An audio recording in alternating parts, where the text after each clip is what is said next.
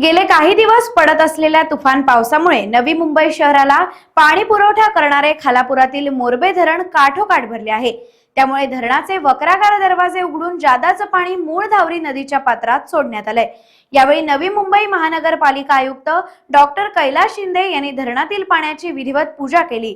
पाणी पुरवठा कायमस्वरूपी राहण्यासाठी त्यांनी प्रार्थना देखील केली आहे। यावेळी माजी मंत्री गणेश नाईक उपस्थित होते।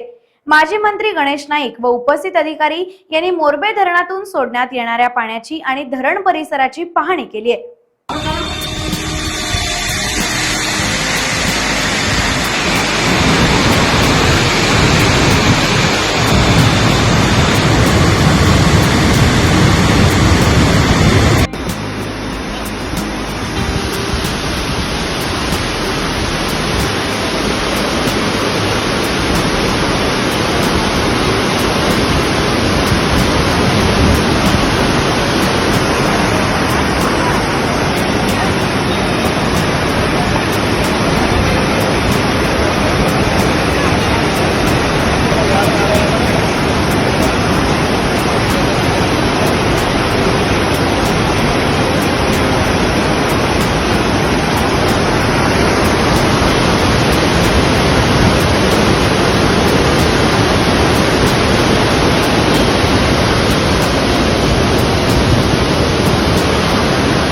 डिजिटलला लाईक करा, शेअर करा, सबस्क्राइब करा आणि बेल आयकॉन दाबायला विसरू नका।